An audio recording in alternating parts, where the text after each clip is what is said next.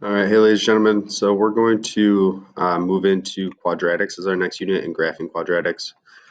Um, so we'll talk first about some key features. Graphing quadratics is something you did in Algebra 1. So a lot of this will be review, but we're going to start doing it with more complicated things after quadratics are done. And we're also going to do a little bit more than we did in Algebra 1 this year, where we're going to talk about increasing and decreasing, a couple other interesting points. So I'm going to buzz through a couple things here quick, explain a couple things.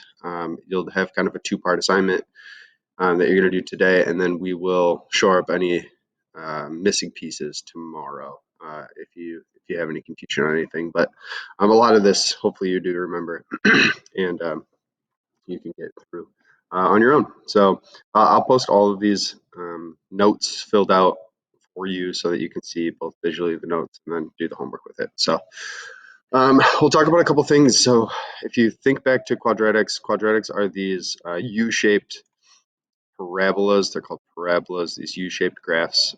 They're anytime that we have x squared up here, you can see x squared is our highest exponent here is x squared.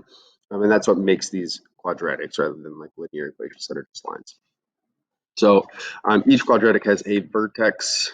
Hopefully you remember the term vertex. It is the, on full screen. The vertex is the turning point. It's also this kind of special point right here that goes and is the very topmost or the very bottommost piece of it. It's kind of where our graph ends up turning around. It's going up, up, up, and then it turns around and goes back down. And then it's probably the most crucial point on a parabola too. So we often find this first and then graph it and then go from there. So that is what the vertex is, and it is -2, 2 here because we go over left 2, that's my x value, up 2 is my y, -2, 2, left 2, up 2. That's where we get this -2, 2 from. An extrema, so it's asking, is this a maximum or a minimum? Because this is the highest point, so your vertex is either going to be the highest point like this because it's above everything else. You can see the whole rest of my graph is down below here, right? So this is a maximum. If it is opening up, this would be a minimum here because it's the lowest point of the graph, so that's a maximum and minimum, right? Our domain, excuse me, our axis of symmetry. Our axis of symmetry actually comes from our x value of our vertex. That's this dotted line in green right here. That is, if you remember from Algebra 1, parabolas are what's called symmetric, meaning you could fold them on top of each or on top of itself, right? That red side of my parabola right now could fold right along that green side, green dotted line, and land right on top of that blue side. Perfectly symmetrical, they match super well. So that is our axis of symmetry. It's always going to be, it needs to be the line x equals, right? This is the vertical line. It's actually the line x equals -2. Don't just write -2. -2 is just a number. The axis of symmetry is the line x equals -2. So you should always have x equals, right? X equals is vertical lines, y equals be horizontal lines. We're always going to use x equals for here. Your domain is the list of all x values, all possible x values. That's always what domain means. It means what x values work for this. And from left to right, we cover everything, right? If you remember, while this is going down, it's also going left forever.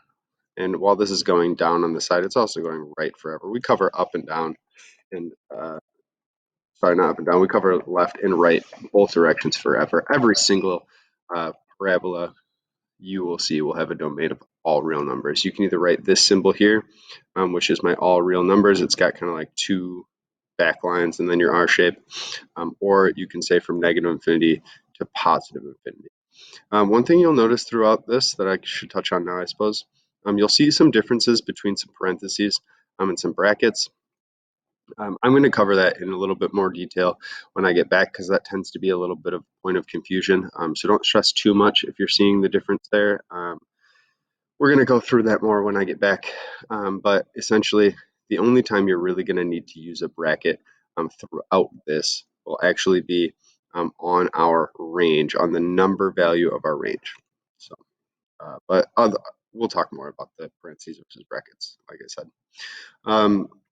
The range is much like the domain where we're talking about the list of possible values, but our range will actually be something specific every time. It's not going to just be infinity to negative infinity every time. This one, it's from bottom to top. So from our bottommost section up here all the way to the top, what values are covered and what y values do we actually hit? So if you're thinking about this y-axis here, what values are you going to hit? Well, because this point's down, we always write, like I said, from bottom to top, which means you're going to start with your lowest value or your most negative version, and then go up until you either go up forever or until someplace that you stop. So what this says is that the range of this, or the y values that we cover, are from negative infinity, because these go down forever, negative infinity, and if they stop, we don't have a single y value higher than 2. So from negative infinity to 2, stopping right here, is what contains our entire graph, or all the important stuff in our graph. So negative infinity to infinity, or excuse me, negative infinity to this point 2 here, that is our range. If this was, let's say, a parabola that was right here and going, that's the same coordinate. Let's pick something more interesting. If this was like something like this, and it looked, here's a parabola, it's beautiful. If I have this parabola, this would kind of be the opposite, right? It doesn't do any of these big negatives down here. It doesn't actually even start until I get up to -2 right here, right? So this would be from -2. Forgive my mouse writing, but this is from -2 to infinity. Okay, so that's our range. This one, since it's pointing down, it goes to negative infinity and it comes up and stops at our highest point, -2. If you're doing the opposite, this one doesn't even start until -2, and then it goes up forever. So this is from -2 to infinity. That's our range. Our x-intercepts and y-intercepts, I would expect you to be pretty successful with these. X-intercepts is just where we hit my x-axis. So these are the points -1, 0, and -3, 0. Please list them as points, not just the number -1 and -3. We do need to know how they relate on a graph, so they should be points. This is an x value, y value, x value, y value, -3, 0, and -1, 0. Similarly, the y-intercept is where do we intersect our y-axis, up and down. You will always have exactly one y-intercept. It can be off the graph, but there is one for a parabola, where x-intercepts, there might not always be one. But we'll talk once again about that more too. This is right here. This is my y-intercept. That's where we hit this y-axis, and that is down at -6. But like I said, I would expect some pretty high success with those two. And then we're going to go over increasing and decreasing quick. I would say this is the hardest section on here. This is the place that we will spend probably the most amount of time, as it is always also the newest thing to quadratics compared to what we did from Algebra 1. So if you look at this, we're talking about whether, we're talking about as we go from right to left, right? So as I go from the right side to the left side, excuse me, from the left to the right. So, oh gosh, from left to right, as we move right, sorry.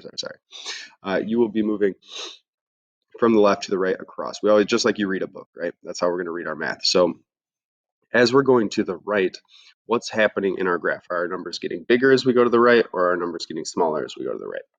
So you'll notice in blue here, and blue matches the graph here, as I'm going to the right, this parabola gets taller. This is going up. As I go to the right, this parabola is going up, and our numbers are getting higher. As I go to the right, our numbers are getting higher. This is the increasing section of my graph. Our numbers are getting higher here, right, as we go to the right. The weird part about these, though, is we're talking about what x values make our y values change. So the problem with this, and why this ends up being so difficult, is a lot of people want to grab the x values from here. Like they want to use this -2. They want to use the y values from here. So they grab 2. But what we're talking about is over the x values, as we go to the right, what makes our y values go up. So from our left side, from negative infinity over here, As we go right, right, right, we're going up, up, up, right, right, right, up, up, up, right, right, right, up, up, up, until we hit our vertex. And our vertex is always this turning point, right? This is the turning point. That's part of our definition. So right up here, it turns around and then it starts going down. So this red section of our graph is my decreasing section, right? As I go to the right, I'm going down. As I go to the right, I'm going down. Go to the right, go down. So this is my decreasing section. You can see that left to right here. So how do we write that out? Well, here's how it looks. So from negative infinity, all of the values over here, we're going to keep going. So it would be down, way down here, right? This graph goes forever. So as I go to the right, I'm going up, up, up, up, up. We would say that are increasing from negative infinity, from the whole left side, everything on this side, until the x value of my vertex, until I stop right here. The important part is you're going to use your x values here, and we're going to take -2 from the x value of our vertex over here. Oops. So those two should always match. And then what happens? Well, it turns around, right? So we have this turning point here, and then we start decreasing. So our decreasing value goes from -2 to positive infinity. It starts here at -2, and then as we go this direction to the right, since we're talking about x values, all our values are getting smaller. We're going down on our y-axis. So we are decreasing from negative infinity, or -2 to positive infinity. One thing to note that you will never do, you will never put a negative infinity on the right side of a set of interval notation here, and you will never put a positive infinity on the left side, right? You're always going from left to right, so negative infinity is the leftist thing you could ever talk about, and positive infinity is the rightest thing you could ever talk about. So you should never be putting a positive infinity on the left side of these, nor a negative infinity on the right side of these. Cool. So that is just about everything. You're definitely not going to be perfect. This is quite a bit of stuff. So you'll try some of these, but it won't take you so long. So we're going to try and get one more thing in here too for you to practice today while you have such a substantial amount of free time after this video. End behavior is one last thing we'll talk about. And once again, this is probably something a little new. And so this will probably be something that's a little more confusing as well. If it's a little troubling today, not the end of the world, we'll do it more tomorrow. But what this means is we want to figure out what happens essentially with these arrows at the end. Where at the very end of my graphs, what direction am I moving, right? And so how this reads, these obviously wouldn't be here, but what this says is it says as f of x goes to blank as x goes to negative infinity. So x is my left and right. F of x is essentially my y-axis, right? My up and down. A lot of times we see f of x and y kind of interchangeable. So it says, hey, what's it doing on my y part of my axis as I go to the left? Negative infinity for x means go to the left. So as I go to the left, where am I going? Well, I'm going down toward negative infinity here. And that's why this is negative infinity.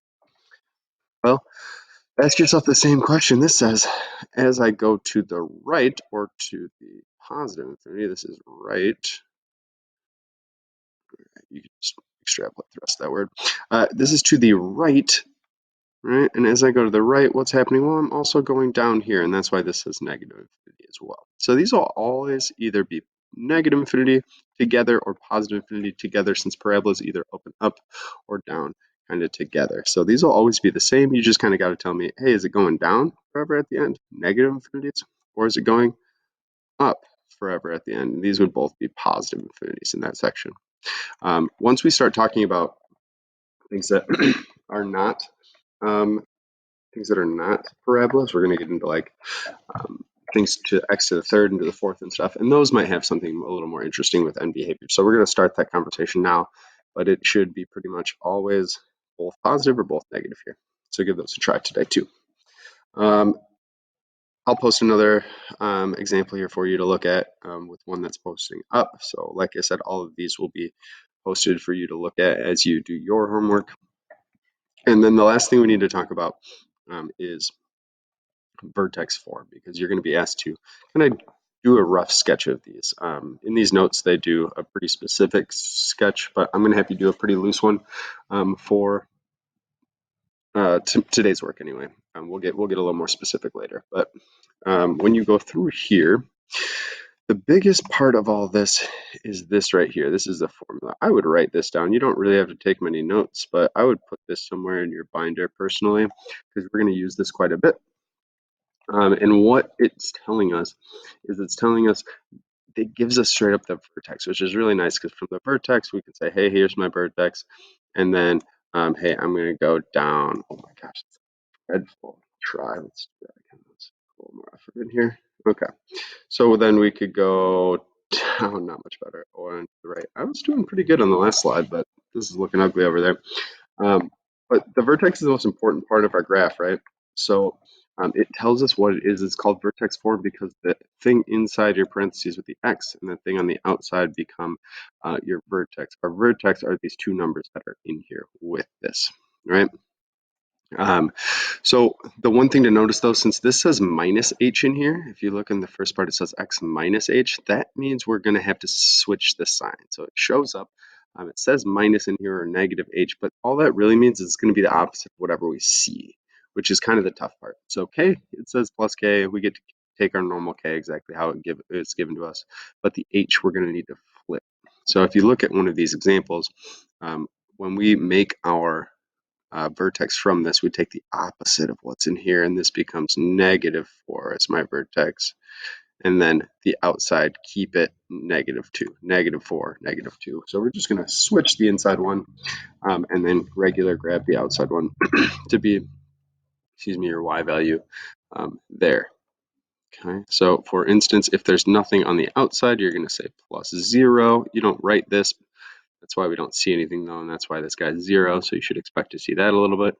Similarly, if they wanted to, they could have write parentheses x plus or minus, it doesn't matter, 0, but who writes that? We don't write that. So if they lack parentheses entirely, that just means the x value is 0 from these. So once again, look through these. I will post these notes through here, but this is something that you went through in Algebra 1, and I know it's been a little bit, but hopefully it comes back to you a little bit. And you can see from there. So once again, the most important piece is whatever I see in here is going to be my x value, but we got to flip it. -5, now it's +5. Boom. Make sure that you are flipping those. Yeah. So what you're going to do, I'm not going to ask you to make this table today. We'll worry more about these tables later. But you will not need to make a table today. What you will need to do is you'll need to take and tell me what the vertex is. My vertex, like it says right there, we're going to flip this one, -2. It was +2. We flip it to -2, and then keep this guy 7. So you're going to take that. You're going to plot it. If you like using Kami, go use Kami, and you can actually draw it right on little graphs. If you want to do it on just some scratch paper, that's fine. I don't need you to do this specific of a graph today. All I really need from you is a rough sketch, and then you're going to answer these questions. So this would be over at -2, 7, something like this. Oh, and the last piece that you actually do need to know for this is this A value here tells us that we're opening up or down. If it's positive, we move up. If it's negative, we move down. So this is +1. This would be going up. This is -1. This graph would be going down. Positive going up.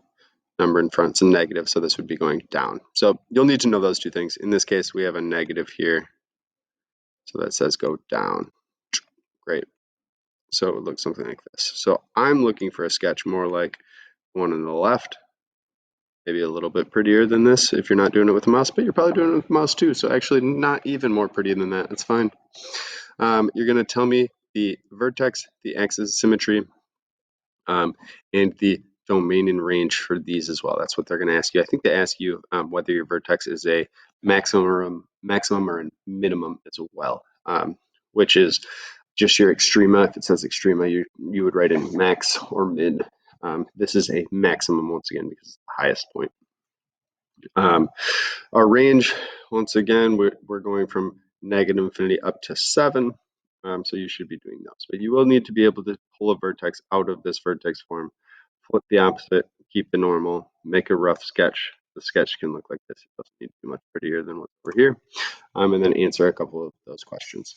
Cool. So hopefully you remember some of this from Algebra 1. If you don't, this honestly should probably be good enough to get you by, and then come with any questions tomorrow. So you have 2 assignments in Empower today. Try and get them both completely done. The first one is just 3 of these problems right here, where you're not really doing any work. They're going to give you the graph. It won't be like color coded and stuff for you, but they're going to give you a graph that's already out, and you need to just solve it, answer all these questions.